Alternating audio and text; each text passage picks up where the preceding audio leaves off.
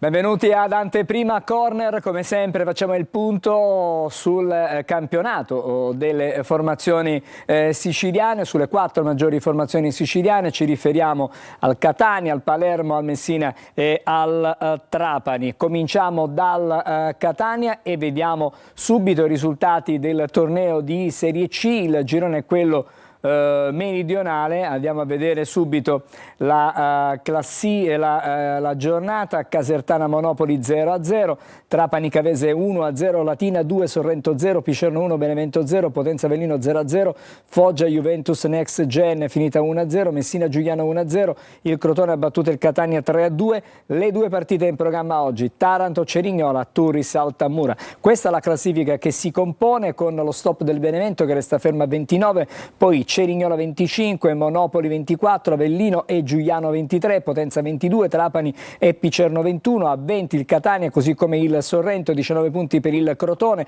la Cavese a 17, l'Altamura 15, poi Casertana e Latina 14, 13 punti per Foggia, Turris e Messina, 7 la Juventus Next Gen e 6 Fanalino di Cova, il Taranto penalizzato di 4 punti. Adesso cominciamo a parlare di Catania, lo facciamo subito con Alessandro Vagliasindi, un'analisi per quanto... Buon pomeriggio a te Alessandro. Dicevo, un'analisi che conferma la crisi del Catania. Da 5 turni ormai il Catania non vince, 5 punti, solamente 3 punti nelle ultime 5 giornate. È una media davvero rischiosa da zona retrocessione, Alessandro. Sì, Angelo, possiamo semplificare con i numeri perché in questo arco di 5 giornate, in attesa delle altre 2 gare che completeranno il turno, possiamo dire che in questa striscia di 5 giornate l'unica squadra del girone C che ha fatto peggio del Catania è la Juventus Next Gen, che in queste 5 giornate ha conquistato 1 punto, mentre il Catania ne ha conquistati 3. Sono 7 punti in meno del Benevento, 7 punti in meno dell'Avellino, 4 punti in meno del Trapani e 9 punti in meno del Crotone, che con la vittoria di ieri diventa la capolista di questa striscia di partite. Cioè negli ultimi 5 turni il Crotone con 11 punti è la squadra che ha fatto di più di tutto il girone. Questa non può essere sicuramente un attenuante per la sconfitta di ieri, perché è una sconfitta che per le modalità in cui è maturata, soprattutto nei primi 60 minuti, è una sconfitta che fa suonare un allarme in maniera incessante, perché non può essere questo il Catania di Toscano e Faggiano e di Grella, non può essere questo il Catania di Inglese, di Verna, di Gennaro e chi più ne ha più ne metta. Questa abbiamo visto ieri la rappresentazione di quella che non è una squadra di calcio, cioè una squadra che alle prime avversità ha completamente perso la bussola e quindi evidentemente proprio nel suo patrimonio, nel suo bagaglio con cui oggi si approccia agli eventi, c'ha pochi argomenti per poter resistere alle avversità fisiologiche di una partita e soprattutto per venire a capo delle partite gestendole bene dall'inizio alla fine. Alessandro, ti interrompo. Il dato più il dato, chiudi con il dato, così magari... Il dato diciamo più inquietante è il fatto che questa squadra fino alla 7ª giornata aveva una solidità difensiva assolutamente riprovata, sulla quale costruiva risultati e vittorie. Adesso è da 5 giornate, forse anche di più, che questa squadra subisce gol con una regolarità e con una facilità per gli avversari molto molto preoccupante, e qui poi diventa complicato da un punto di vista psicologico riemergere nelle pieghe della partita e riportarla insomma sui binari che erano stati in qualche modo immaginati alla vigilia. Alessandro, Ovviamente l'approfondimento sulla crisi del Catania, sulle difficoltà del Catania in maniera diciamo piuttosto dettagliato lo proseguiremo questa sera nel corso di Corner a partire dalle 20:45 su Telecolor. Adesso vorrei sentire le parole di Stoppa che in qualche modo ricalcano quelle di mister Toscano, però ancora una volta sono sempre le stesse parole, però mi pare di poter dire che nell'ultimo mese e mezzo quasi non è cambiato, non sia cambiato assolutamente nulla. Sentiamo Stoppa. Siamo tutti arrabbiati, amareggiati perché dobbiamo cercare di dare di più anche all'approccio alla gara. Peccato che il primo tempo si è messo così, poi il secondo tempo siamo stati bravi alla fine a cercare di ribaltarla. Peccato perché ce l'avevamo quasi fatta, però dobbiamo guardarci negli occhi e dare tutti di più perché possiamo farlo e dobbiamo farlo per questa piazza, per i tifosi, anche per noi stessi. Un gol che cercavo da tanto, sono contento in parte per questo gol, però io ti ripeto che siamo i primi a starci male perché noi cerchiamo di dare sempre il massimo anche in allenamento, come ci dice sempre il mister, quindi non ho tanto da dire, dobbiamo rimboccarci le maniche e dimostrare che non siamo questi. Il tema è sempre quello, lavoro, rimboccarsi le maniche, però poi in campo si vedono sempre le stesse cose. Questa è una mia, diciamo così, una mia non seguono i fatti alle parole. Esatto, cioè i fatti non seguono i fatti alle parole, in più ci mettiamo la recrudescenza di tanti errori individuali, alcuni assolutamente clamorosi, per poi avere appunto questo dettaglio che dicevamo prima, di una classifica che nelle ultime 5 giornate relega il Catania al penultimo posto, qualcosa che stride fortemente con quelle che erano le ambizioni inizio stagione e col cammino fino alla 7ª, 8ª giornata che questa squadra comunque ha seguito. Alessandro, a proposito di errori individuali, sì, se no, sei d'accordo vediamo il flop. Sì, proprio di questo ti volevo dire, vediamo la grafica che hai preparato tu, poi in esteso vedremo questa sera su Corner le pagelle e l'analisi complessiva diciamo della squadra, ma intanto il flop. Sì, assolutamente, se la regia ci può proporre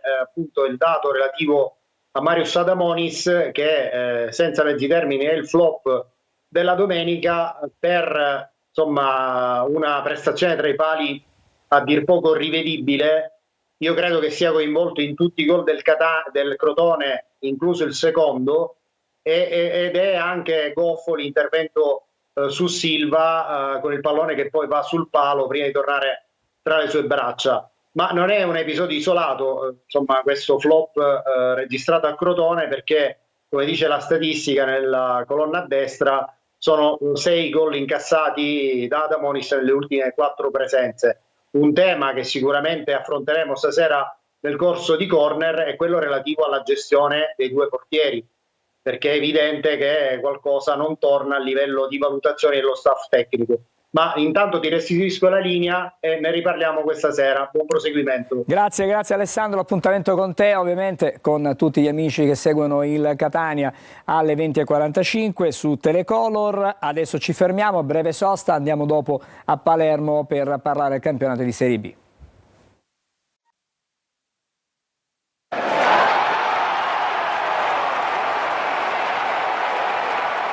Bentornati ad Anteprima Corner e adesso andiamo a Palermo dove c'è Marco Gullà. Buon pomeriggio Marco. Buon pomeriggio Angelo, buon pomeriggio a tutti. Prego la regia di alzare un po' il ritorno audio. Adesso faremo il possibile per far sì che tu possa sentire meglio. Marco, sì. Il Palermo, un po' come il Catania, stenta. Nonostante anche lì, da quelle parti, Dionisi, i giocatori nel pre-gara, nel post-gara ammettono delle responsabilità, dicono che serve più attenzione, serve tanto lavoro, ma alla fine i risultati non arrivano. Cosa sta succedendo anche dalle parti del Palermo? Sono due campionati al momento abbastanza analoghi, due trend abbastanza simili, quelli che Palermo e Catania insomma stanno ovviamente rispettando tra virgolette nei loro rispettivi tornei, perché anche il Palermo insomma ha tante lacune, quasi dei difetti, li definisco quasi difetti di fabbrica. Il Catania che magari negli ultimi minuti prova sempre l'arrembaggio come a Foggia e come ieri a Crotone, Il Palermo invece i difetti di fabbrica ce l'ha in difesa, dove puntualmente subisce gol anche evitabili, come ad esempio quello con il Frosinone, e puntualmente è una squadra che non riesce a far gol, eccezion fatta per alcuni singoli. Tu pensa che il capocannoniere del Palermo in questo momento è Insigne, uno che comunque nella sua carta d'identità fa l'esterno offensivo, mentre gli attaccanti, poi quelli insomma le punte che dovrebbero poi trascinare la squadra ai successi, hanno fatto soltanto 4 gol, quindi se non sbaglio, no, anzi 3 gol, 2 Henry e 1 Brunori, quindi pochissimi gol per una squadra che vuole andare in Serie A, lo voleva fare in maniera diretta, insomma dalla porta principale. Non sarà probabilmente così, perché in questo momento, poi magari vedremo anche la classifica, i punti di distacco dalla prima e dalla seconda già sono tanti, e siamo già ad un terzo del campionato, quindi quando Di Mariano la vediamo subito intanto la classifica, sì, e poi sentiremo anche le parole di Di Mariano, però vediamo la classifica di Serie B. Dicevi tu eccola i punti... lì Angelo, Palermo ha 13 punti di distacco sul Pisa, e tra l'altro uno scontro diretto già a sfavore, e ne ha invece 11 in meno rispetto al Sassuolo, ma anche i 10 punti dallo Spezia, che è stata una squadra che poi è stata costruita a fari spenti e non in maniera altisonante invece come era stato per il Palermo, ha 10 punti in più, quindi è un trend già assolutamente differente, assolutamente diametralmente opposto rispetto a quello del Palermo. Sono squadre che vanno fuori e vincono. Ieri lo Spezia ha imposto il suo gioco a Castellammare di Stabia, il Pisa ha battuto la Sampdoria, mentre il Sassuolo continua a fare bene, nonostante ancora non sia insomma una squadra che secondo me ha espresso al massimo il proprio potenziale, quindi sicuramente poi a lungo andare il Sassuolo sarà la squadra che poi primeggerà in campionato, quindi c'è questo trend assolutamente opposto rispetto alle altre squadre. Il problema te l'ho già detto, uno sicuramente la difesa, il secondo è che questa squadra segna poco e lo fa spesso soltanto con Insigne o con qualche singolo, qualche colpo che esce dal cilindro di un singolo, e gli attaccanti non segnano assolutamente, così come i centrocampisti, quindi è un Palermo che in questo momento sta navigando in acque assolutamente agitate. Sentiamo Di Mariano allora, prima lo hai citato, allora sentiamolo. Si reagisce con il lavoro, solo con il lavoro, questa è l'unica strada che conosco, secondo me siamo sulla strada giusta, penso che adesso l'unico modo per reagire a questo trend negativo di queste ultime 6 partite, l'unico modo è continuare a lavorare su questa strada. Ultimamente le prestazioni stanno arrivando, paradossalmente nell'ultimo mese e mezzo le prestazioni sono cresciute rispetto all'inizio, però nelle ultime 6 partite i risultati non stanno arrivando e noi siamo i primi ad essere dispiaciuti. Capisco perfettamente i tifosi che pretendono di più, ma anche noi pretendiamo di più da noi stessi, perché siamo il Palermo, siamo ambiziosissimi come tutti, e quindi siamo i primi che vogliamo sicuramente cambiare questo trend e abbiamo bisogno delle vittorie, perché ad oggi è quello che manca. Allora, mancano le vittorie alla Palermo. Che Palermo sarà nel prossimo impegno? Qual è la situazione in casa rosanero? Una parentesi proprio brevissima, uno dei problemi del Palermo è anche Di Mariano, dico ok le dichiarazioni, va bene, sei palermitano, però un esterno che non segna quasi mai, dico l'ha fatto soltanto una volta o 2 volte in 2 campionati, non fa assist, non salta mai l'uomo creando superiorità numerica, bisogna dire che questo è un altro problema per il Palermo, ma non è soltanto Di Mariano, ovviamente il punto interrogativo ce ne sono diversi. In questo momento abbiamo parlato di Di Mariano perché ha parlato in conferenza stampa. Il Palermo ovviamente ora osserverà una sosta per le nazionali e riprenderà poi a giocare il 24 novembre, lo farà in casa con la Sampdoria, quindi ci sono 2 settimane di riflessione, di lavoro, soprattutto di amarezza per i tifosi che magari speravano di rifarsi già questa settimana, invece dovranno guardarsi le nazionali e magari sperare che il Palermo possa fare inversione ad U sul suo trend. Grazie allora Marco Gulà per il suo contributo da Palermo. Ci dobbiamo fermare ancora. Grazie a voi. Grazie e buon pomeriggio a te. Allora fra poco torneremo con Messina e con Sergio Colosi, perché la squadra di Modica è tornata alla vittoria.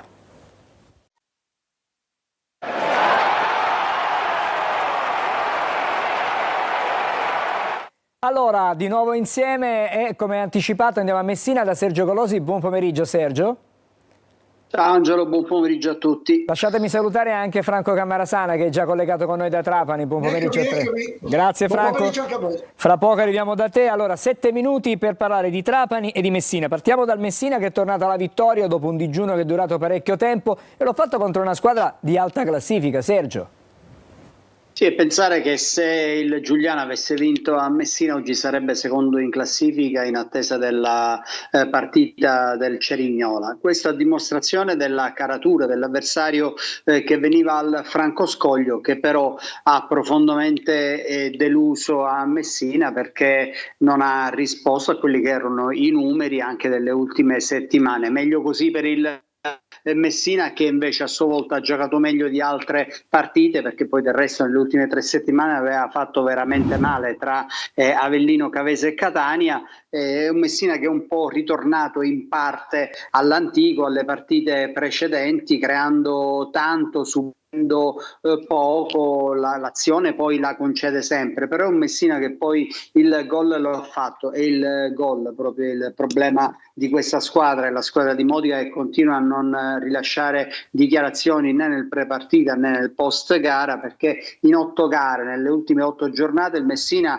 ha segnato soltanto 3 gol, compreso il rigore di ieri, e non sono questi i numeri che possono portare alla salvezza. Ieri però contro un Giuliano che pure aveva segnato tanto nelle prime 14 gare, il Messina è riuscito a chiudersi bene, a difendersi bene, complice anche la giornata negativa dei giocatori offensivi di marca Campana, tra cui anche l'ex Balde Giorgione che ha agito a centrocampo. Questo è il rigore che è stato concesso al Messina, poi trasformato da Petrungaro alla terza realizzazione stagionale. Un Messina che ancora una volta ha inserito part-time Petrucci nel corso della ripresa, non ha giocato invece Anatriello, è rimasto per tutto il tempo in panchina, ma è una squadra che comunque ha raggiunto in classifica i 13 punti. È una squadra insomma che si sta ritrovando nonostante le difficoltà che ha avuto, ancora in piena zona play-out, dobbiamo anche ricordarlo, però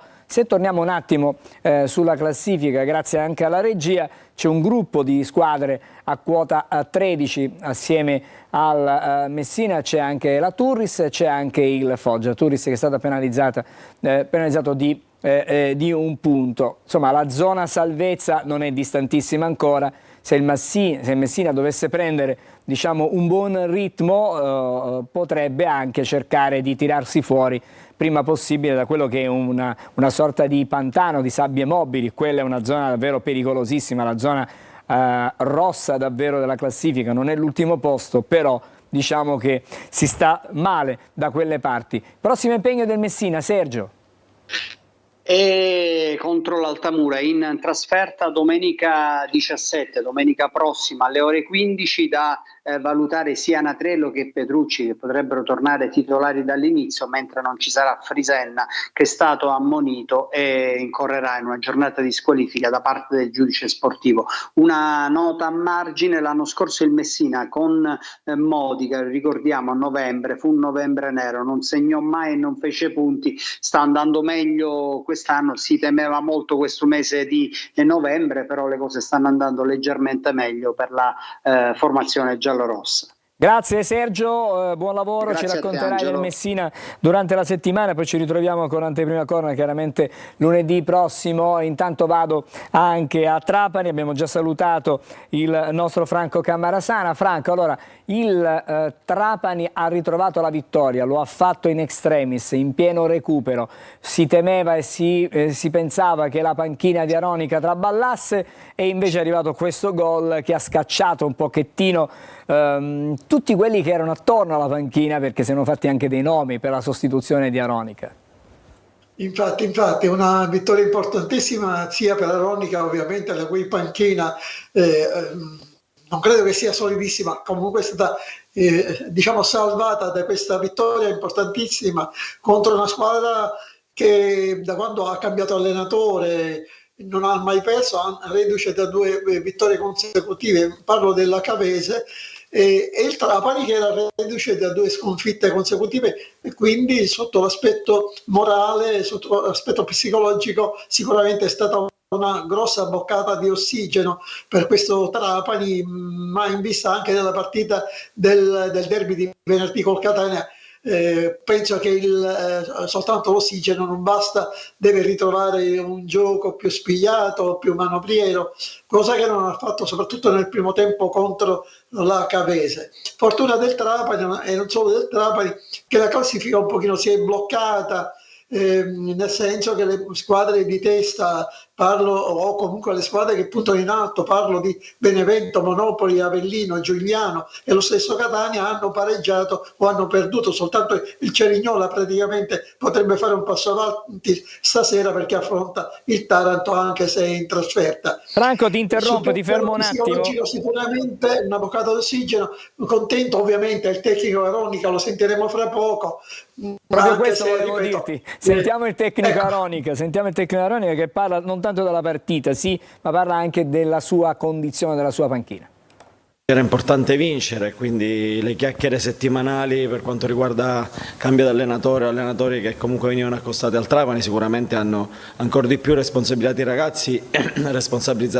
Ieri avevo detto in conferenza che la mia garanzia era il gruppo, era la squadra, sapevo che tutti, chi scendeva dal primo minuto, chi sarebbe entrato, chi era fuori, teneva comunque a fare una grande partita, una vittoria che appunto desse la spinta giusta e che dimostrasse il fatto che comunque questa squadra è un gruppo unito, coeso e che gioca per vincere fino all'ultimo secondo, e quindi sicuramente grande emozione. Ringrazio i ragazzi che oggi hanno dato tutto, non hanno lesinato energie fino alla fine, e che quindi era importante vincere appunto per dare un segnale, per spegnere un po' tutte quelle chiacchiere che in settimana hanno caratterizzato appunto la settimana.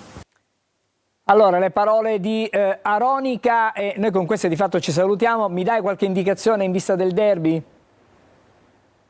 Sì, in occasione del derby sicuramente il Trapani potrà disporre in difesa di Silvestri, giocatore molto importante, molto esperto, che rientra dalla squalifica, così come rientra dalla squalifica anche Crimi, centrocampista ben conosciuto in Sicilia, altrettanto esperto. Potrà sicuramente giocarsi 2 elementi importanti. Poi vedremo nel corso di questi giorni quali sono le altre prospettive per quanto riguarda sia il modulo sia anche dei giocatori che il tecnico potrà scegliere, anche perché ha esordito contro la Cavese Malomo, difensore esperto appena prelevato dalla Triestina, che potrebbe esordire dal primo minuto già contro il Catania. Grazie Franco Cammarasana, buon lavoro a te, ci ritroviamo chiaramente in prossimità del derby, ma ci rivediamo con Anteprima Corner lunedì prossimo. Noi ci fermiamo qui, grazie per essere rimasti con noi. 20:45, ricordo l'appuntamento con Corner, si parlerà solo di Catania, parleremo sì della sconfitta di Crotone, ma ci proietteremo anche al derby con il Trapani. A tutti, buon proseguimento con i nostri programmi.